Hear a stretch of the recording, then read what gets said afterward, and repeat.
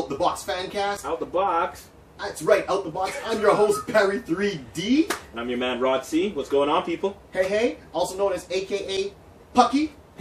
And when I'm Houston, we got a problem. Shame, and we're back again. Oh my god, it's been a hot minute. Yeah. So, today's episode, tonight, wherever you listen to this, middle of the afternoon, on the bus, driving home, whatever. What's up for the car? Me. On today's episode, we're going to be talking more about one of the other Marvel characters that we both like. Okay, and who shall that be? Namor the Submariner. Royalty. Well, we haven't touched royalty as yet. No, we haven't. That's true, eh? Well, we start with the royal villain of life, but we will just leave it at that. Well, he's more of an anti-hero, right? Well, yeah, okay, anti-hero. No, he did come in there as a villain, but you know what? He's flipping cool. Yeah. Let's just get into the history of this character. Okay. All right, so this character was made back in 1939. Mm-hmm. So he's known, even though they've come across it and dealing with who does what. Right. They always refer to him right now as the first mutant. Yes, that is correct. That is correct. Right. He came out and he's long lived. So he's got a mother that used to live in Atlantis. Mm-hmm. Right? Yes, that mystical place, Atlantis, under the seven seas, whatever. Under the sea. His father was human. Papa. Humming, human. That's Galaxy Rangers there, you know. Yeah, but we gotta touch on that one time. That would be awesome. But let's look it up. So we're talking about Namor. So he goes by Namor Mackenzie. That's his full name. Debuted in comics in 1939 and was created by the artist Bill Everett. Now people would know Bill Everett. He's done other great books altogether.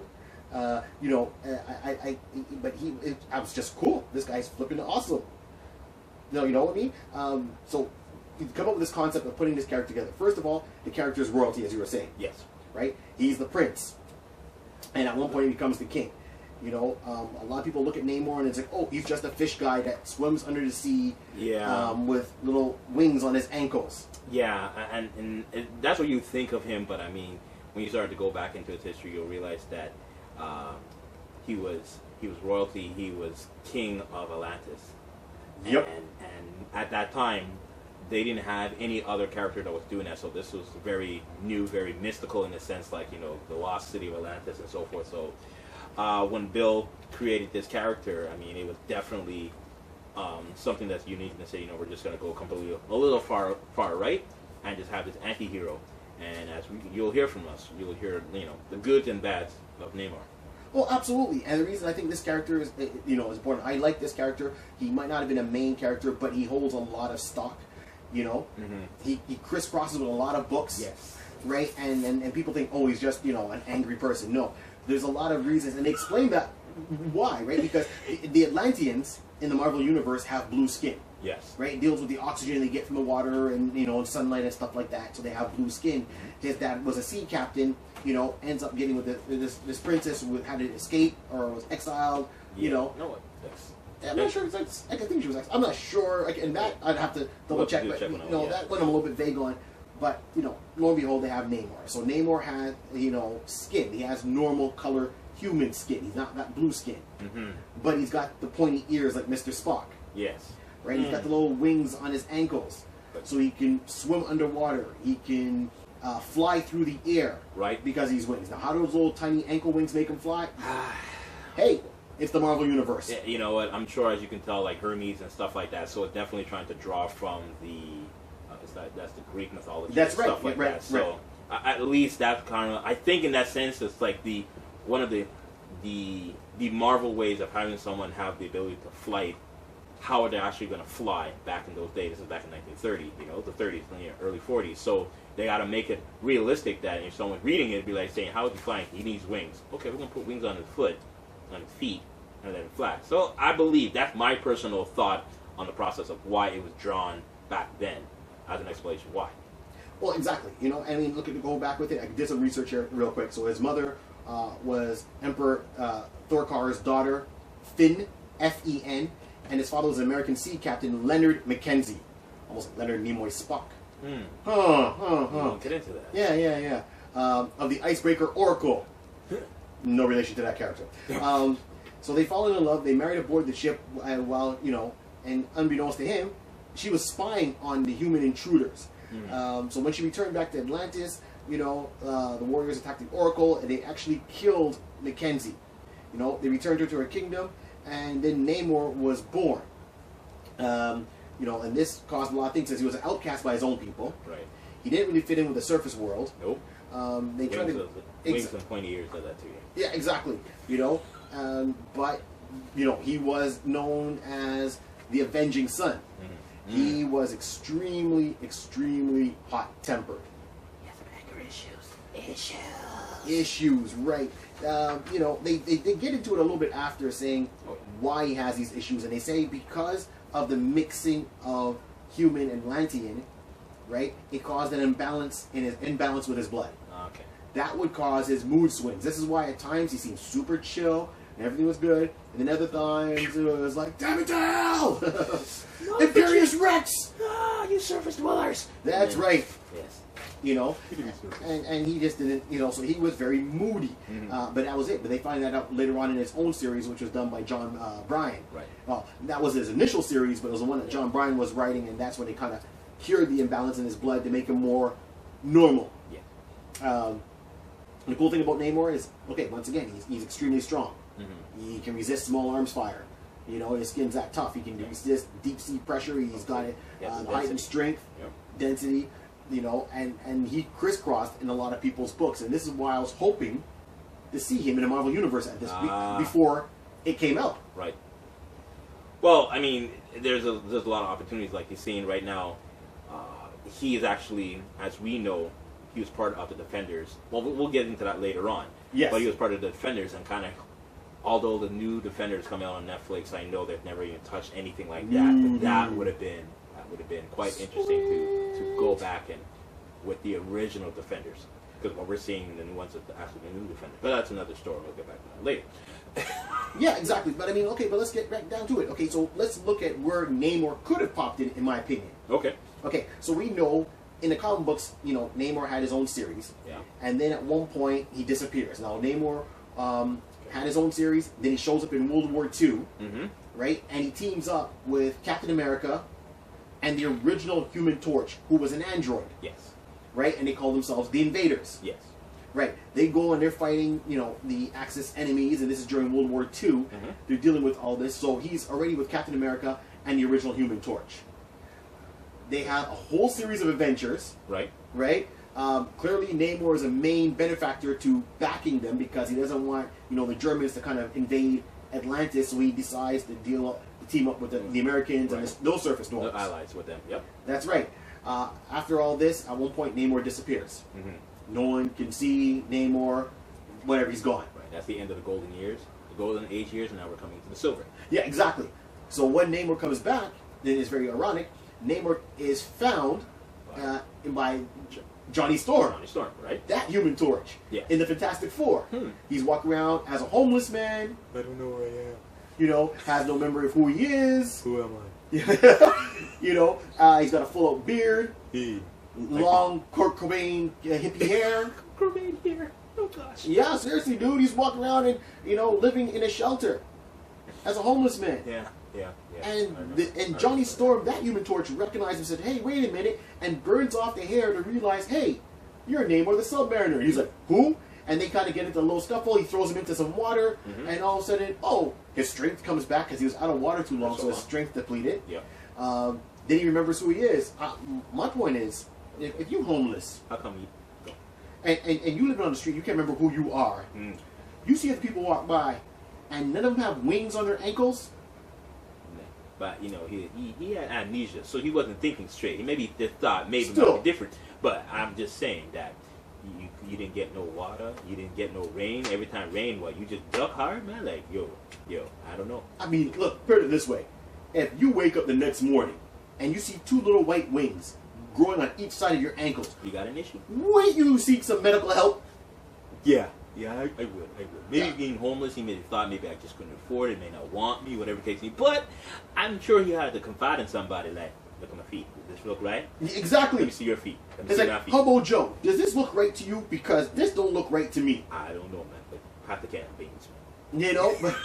But that's it. So then, you know, Namor comes back in the Fantastic Four, gets his memory back. Him and the Torch, of course, because Namor is about water. Human Torch is about fire. You get into their classic fights. Pure steam fights going on. Right, and then it gets escalated because he sees Susan Richards, right, or Susan Storm at the time. No, Susan Richards, and he's like, "Oh, she's hot. I like her. She's a cutie." So his whole thing is, "I'm a prince. You are hot. Guess what? I'm gonna kidnap you." I think I want you. Come here, baby girl. You know, not even a mixtape, a mixed CD, no None. flowers, no nothing. He just turned around, flew up, fought the Fantastic Four, took off with Susan, brought her to Atlantis, and said, "You're mine." I claim this as war. Mine. Yeah, exactly. And this is what Namor did. But Namor has so I mean, and this is why I said. Let's backtrack. There's two ways they could have brought him in the cinematic universe. Right. Okay. Right. The very first Captain America movie. I was about to say. The opening scene when Steve Rogers goes to the World's Fair with Bucky at the time. So this is before Steve Rogers got the Super Soldier Serum. Right. He walks in, and the overall span of it, you see in a tube. You see the Human Torch. The Human Torch is in a tube. Yes. He walks by him, sees Tony Stark. Tony Stark's dad, Howard Stark. Howard Stark, right? I'm thinking, why couldn't they make some reference? That's all. Even just a newspaper saying something seen weird, man seen whatever. Flying through the air, flying over oceans, lifting boats and tossing it around. Yes. Even an Easter egg saying, like maybe something like, Inquirer, man with wings found wandering street. That I would have been happy with. Yes. At least some acknowledgement that he's that universe. But of course it comes down to the rights of which studio owns which character, which I hate because it kills the overall product. Well, we know. And that's one. Two, they could have introduced them in a small cut scene in any Fantastic Four movie. It would have been good, but actually, I don't. The only reason, because if you're gonna bring Namor in a Fantastic Four movie, right? It'd be best to actually focus on him. You can't. It's like the reverse. If it was Namor and you're bringing a touch of a Doom, phrase in there, it'd be kind of hard to think. No, but when I say Fantastic Four movie, okay, they did the first Fantastic Four. I understand of bringing him in. I understand. Right. But I mean, that to me, they should have set up. They do their own origin story. Okay, fine. They fight Doom. Boom. Doom is gone. Right. Then at the very end, they could have done something with something happened overseas, and Namor's coming in to attack the surface world for whatever reason. Fair enough. Okay. Right. Okay. And then instead of it being Rise of the Silver Surfer, where Galactus was a gaseous cloud, it could have been Atlantis attacks, like that summer event they did in all the Marvel annuals years ago. Oh, yeah, I agree. That would have been proper. That would have been decent.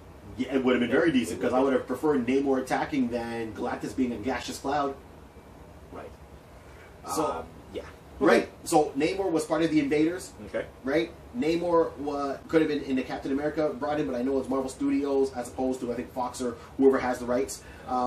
Then he could have been in one of the Fantastic Four movies instead of using Doctor Doom every single time. Right. Man. See, that's the problem. That's the problem I had with Doctor Doom in that movie. But anyway, we won't get into that. Yep. They could have gone with Mole Man, but hey, whatever. Yeah. I know the last director said he wanted to bring in Mole Man and Touches of Galactus and reboot the whole thing. And I don't know how that reboot ended up the way it did with his vision, how it was supposed to be, because his vision sounded like it would have been sick. Yeah, because Mole Man is he's a lesser known character, but he is a very serious opponent of the Fantastic Four. Right. So it would have been perfect to bring him in. No one would know who Mole Man is, and that'll be definitely one way to draw people in. Exactly. Even in the X-Men movie, he's supposed to be the first mutant. Now I know people are going to dispute it, saying, "What about Apocalypse?" I understand that, and that to me is a conundrum. So Namor was the first known mutant. People didn't know about Apocalypse. He worked underground, behind the scenes, whatever the case to be. And if you're going by the movie, I can understand he was dormant for X amount of years, so they didn't know. Even though he was there, he wasn't recognized. Right. The first recognizable mutant was Namor. Right. Before Xavier. Right. Because he's long lived like Wolverine. Yes. Exactly. Older than Wolverine. Pretty much. So that to me, Namor is a cool character. I think, and Namor's history, I mean, look, he's got his cousin, Namorta. Now, the thing is with his cousin, he calls her cousin, but she's really a clone of his true, not him, of his true cousin. Because he had Namor, there's Nomura. Oh, Namora, right. And, Namorta they said, oh, well, that's your mom, but really it wasn't her mom. She was a clone of her. It's just that his cousin was born without the wings. Namorta got the wings as a clone. Don't know how that came about, and she, was always seen as a sidekick, and she really stood out in her own when she got with the New Warriors. Right? It's like Marvel's version of the Teen Titans. Yes. Hard hitting. We've got to cover that on a future podcast. Gotta remember that. Got it. Right on. So this, to me, is where this character would shine. He would tie a lot of things in. He would be a great crossover event into the X-Men. How, the Avengers are building up with Thanos. It would be great to see the X-Men crossing over with the Fantastic Four have to deal with Namor. Atlantis attacks. Okay. And not Namor in his little green trunks. We want Namor the Avenging Sun in his black outfit with the yellow wings underneath and the trident. Because I think that represents a lot more power. Yeah, definitely. And especially if we go in that route, excuse me, then we will definitely have to say, well, now this is Namor of the later generation that we're accustomed, what we're seeing right now in the 2000s and so forth, right. Being part of the Marvel Illuminati, yes. With Iron Man, Professor X, yes, Mr. Fantastic, Black Bolt, and Doctor Strange. Yep. Again, now the Doctor Strange movie is coming out. We already have Professor X. We already have Mr. Fantastic. We already have Iron Man. We've seen Black Panther. They're planning to do an Inhuman movie later on. I know, with Black Bolt being played by Vin Diesel. That's the run. That's the run. Talk so far. Right. But my thoughts is that if we already have, let's say, 3-4 of the people already, we could definitely bring a Namor in here and make a future Illuminati movie or something. At least have a movie that has Illuminati in it. Yes. It'll be just perfect right there. Well, that's a good. You see, and I like that point. Right. I was going to go with what is forgotten about is people look at certain things that happen. Right. I know in the comic books just recently, they teamed up Namor with Magneto, and people are like, what? Right. And know your history. This is what I'm talking about. There was a series of a comic book, and it was called Marvel Supervillain Team Up. Yep. And the main characters of this book was Namor and Magneto. Namor and Magneto teamed up, and then when Namor did his 6-issue miniseries a few years ago, right? It was him and Doctor Doom, right? And once again, it was Namor and Doctor Doom were the main ones. Yeah, and Magneto came in the odd time. Right. So people are looking at it, it's like, well, why would Namor and Doctor Doom team up? Because they didn't team up so much as villains. They teamed up as two dictators. Two royal blood, nobility people who just basically say, we have the right way. We know what's best for, we're going to take it. That's true. There weren't so much dictators because Namor wasn't ever a dictator. He was just very strong with his people in a sense that he believed and he fought for the rights as much as possible. Doctor Doom protected his country and Namor had Atlantis. Dr. Doom had Levantia. Yep. So the two of them teamed up and they weren't so much fighting as villains trying to, we're going to take over the world. They were trying to do what's right for their people. Right. And there was a lot of backroom scheming going on. It was like pretty much, you figure, like the presidential debate right now. Look at Hillary and Trump. It's politics in the back end. That's all it is. It's not nice. Politics make strange bedfellows. Come over here. Keep me warm. Exactly. So, you're so wrong. But it's true. And those two teamed up, and it was those two against the world. Yeah. Right? Because everyone looked at them and saying, well, hey, Namor's attacked, Atlantis attacked states a lot of times. Yeah. Dr. Doom, we see him as a villain, but they're deeper than just being their classic bad guy trying to rob a bank. Why would Namor rob a bank when he's a king of a whole, of Atlantis? Right. Ruler of the 7 seas. Bam. You know what I mean? Even in his the last series he had, which started off with John Bryan doing it, fellow Canadian. Excellente. Golf clap. That series was cool because Namor said, hey, I want to get more into the surface world. I'm not dealing with Atlantis right now. I'm going to start my own company. And he became like more of a businessman. Yes, I remember. When him walking in a suit, and he's like, yeah, if you thought Tony Stark was intimidating, no, Namor just walked in, like, just take my money. Wow. Just take it. Yep. I will take my company. Take it! And once again, there was a lot of throwbacks in there. So he had his cousin Namorta in there, right? As like vice president. I forgot about that arc. That's right. Oh my God. He turned around and named the company Oracle, which was the ship that his dad used to work on. And how did he get all that money? Very simple. He swam down to the bottom of the ocean, found a couple of wrecks of like, you know, old big Spanish ships and stuff like that, and just said, well, no humans can get this deep, but I can. And he brought a chest full of gold and said, here's a couple of chests full of gold. That's a good few million right there. I'm going to buy this building, and I'm going to take over this company, and I'm going to merge all these things together. Well, once again, how does Namor hold the universe together? Namor helped buy the Rand Mitchum Corporation. Rand, that's right. Danny Rand. Iron Fist! Okay.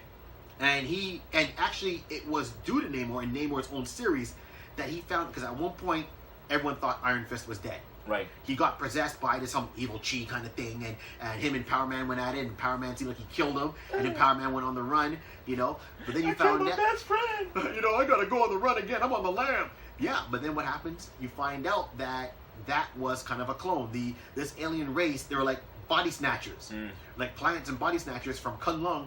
Turned around and had Danny Rand. They turned around and kept the real Danny Rand, sent over kind of a clone. Right. So Namor got some tips, went over to Kunlun, saw the real Iron Fist, freed him, brought him back, you know, rehabilitated him, right, and then gave him back his own company. See, he's not a mean guy, people. He's an anti-hero. He's an anti-hero, but in this, he was a pure businessman. Yeah. You know, and I mean, once again, the early issues were done by John Bryan, and then after that, it was done by Jay Lee, the following issues. So the art was phenomenal. You know, it was two different styles, but it was phenomenal. And I mean, I think it was issue number 11 or 12. They did a Invaders reunion where it was Captain America and the Human Torch, the original Human Torch, the Android version. Wow, nice. You know, and once again, the original Android Torch, he was like the groundwork for the Vision from the Avengers. Mm-hmm. So Namor is in there everywhere. Yeah. You're right. He has his hands has been tickling in the Marvel ivory for a very long time. You know, ruler, Illuminati, mutant, mutant, businessman, villain, hero, hero. You know, and he's got a long, strong storylines. It's so much we can't. You know, if you read the Invaders and you watch the Captain America movies now, the new ones, right? You're gonna look at it and go, oh, I can see where he should have fit in. Right. If you watch the Fantastic Four and you put yourself through some of the Fantastic Four movies, you could see, well, it would have been better if maybe he was there. Not true. Yep. So Rod, who do you think? Now, I know they're talking about doing a Namor movie, and just like Doctor Strange, right? They said years ago that it was too much for them to do a Doctor Strange movie. You know? Years ago, because they said that the graphics needed would be too costly. There was no way they can do it. So they did a cartoon version of the Doctor Strange movie. Yes. Years ago. Yes. Which I think was done well. Very well. Now they're doing the live action version. So we've come years, about what? Over plus 10 years, and now we're getting the live action version. Yep. I think the same thing might have held true for the Namor movie, you know, doing Atlantis and all that. But now DC's putting out the Aquaman movie, and we'll be talking about that soon enough. I think Namor has to be in there, or he would have his own standalone movie. I know I would love to see this Namor movie. I have my one actor who I'd love to see play Namor. Do you have your actor? I do. He's already known. He's already done other stuff. You kind of touched on the resemblance. It would have been obvious, but the resemblance with Namor and Leonard Nimoy. So you can know where I'm going with this. Yes. So, although he's already known to be with the pointy ears, whatever like that, but he also has that gusto to be a villain by being from Heroes. Why did his name good Lord, I literally had it the whole time and I didn't write it down. I'm like, I know this guy. He's from Heroes. He was. But Zachary. It was Zachary Quinto I'm talking about. Okay, but I'm just saying from when he was in Heroes. Yes. When he had oh my goodness, I still can't say his name when he was there. But everybody should know that one. I'll have to look it up real quickly. Yeah, I know. He was the villain in Heroes. Right, but see how hard he was in that episode, in that series. Yes. So I can see him. Sylar or something Sylar, thank you. That's you. There we go. Right. So seeing Sylar like that, I can say that, yes, Zachary could pull off, could be the logical, smooth, like to say, the businessman aspect of it. Right. You know, but he can be cold and like saying, you mess with me, I will take you in the back and drown you in a pool of water. And no one will know what happened. I'm the king of the sea. I can see that coming from Zachary. Okay, I get that. I'm with you on Zachary on that. I'm not sure about the physique overall for Zachary. Well, yeah, he'll have to bulk up, but you know what? Hey, but you know what? Get a personal trainer 6 months you're in. No, but maybe I'm asking too much. I mean, I think overall you're right. I like where you're going with that. Because he's slim. Namor is slim. He's just very toned. That's true. He's got the body of a swimmer, not the body of a bodybuilder. That's right. True. So if we were to go with the original 1939 version, he was slim. He wasn't power. He wasn't chiseled, but he was slim. Yeah, you're right. So he can work it out that way. I thought that too, and I realized, well, Zach, he's slim body, but I mean he could definitely be crafted into that without. He does not put on no muscle mass or anything like that. He can definitely pull it off. Right. Okay. I'll give you that. And I can see where you're going, and I like that one. My take on this one was a little bit different. Okay. I actually went with an actor, and who I can see playing him, and I know he wants to play him. Oh, really? If it happens, his name's Brian T. Asian actor. Okay. Oh, right? I know Brian T. Yep, Brian T. He's a Japanese-American actor. He's best known for his role as DK in the Fast and Furious Tokyo Drift. Yep. And as Dr. Ethan Choi in the NBC medical drama, Chicago Med. Right. This actor, if you look at him, when he gets a little bit of the goatee going on, he's got the black hair already, and I get people who can say, well, Barry, he's Asian. I'm like, okay, but it's comic books. Right. I mean, look, they just made a black version of Iron Man, and, this new girl being Iron Man, but I think he's got more the look right now as if I see Namor. Mm-hmm. I see what you're saying with Zachary, and I going with Asian. So instead of him being an American, his father being an American, make his father, an American Japanese. An American Japanese sailor. Yeah. American Japanese sailor. That's it. That's all. Boom. Done. Call it Sunny Die. No, I you know what? I like that thought. That's a nice thought. I definitely wasn't thinking to go the different, changing the culture on that. Right. But I can definitely see him. I'm looking at a couple of pics right now, and I'm saying, yeah, I can definitely see Brian T. pull it off.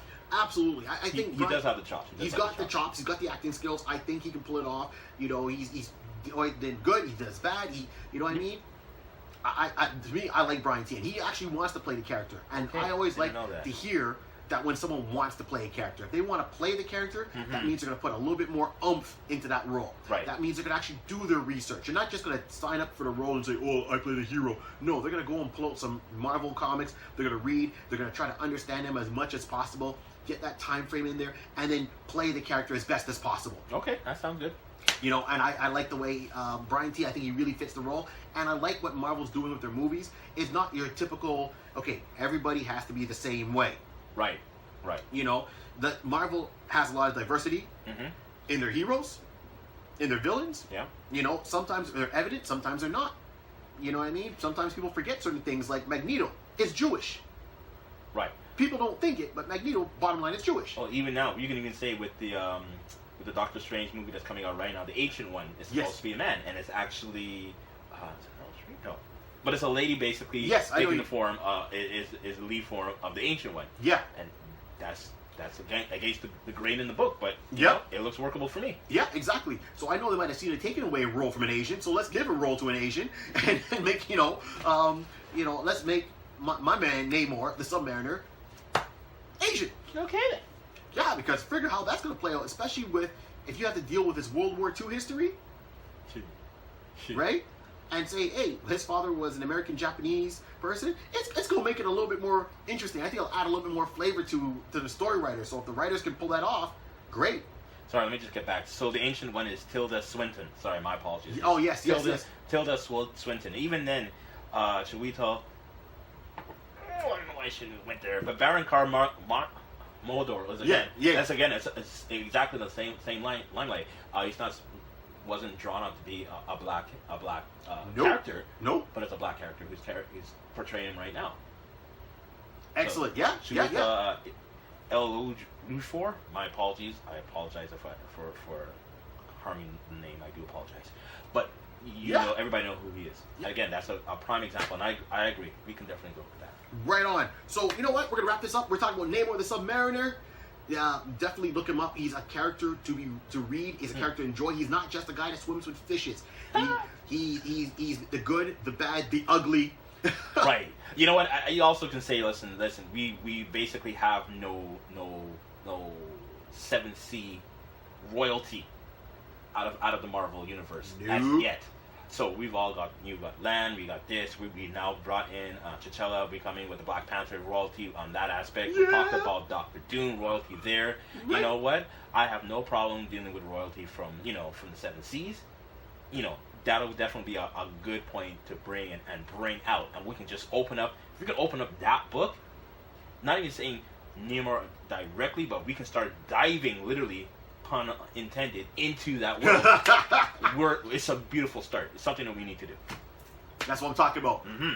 We'll leave it on this. Remember now, you guys can find us anywhere on social media. Yeah, you go. Right on. You can find me. You can find Barry3D. Barry3D.com.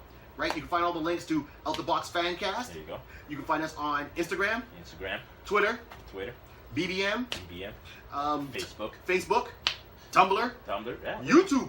We got a whole bunch of YouTube videos on there. There's a lot of them just me, but we got more with me and Rod together, so it's not just a thing of my imagination. Yeah. I'm really here, people. Believe me, I'm real. You can see him. Ouch. So have yourselves a good evening. Yep. This is Out the Box Fancast. Yeah, and this is Rod C. This is Barry 3D. Yo, have a good one. Peace.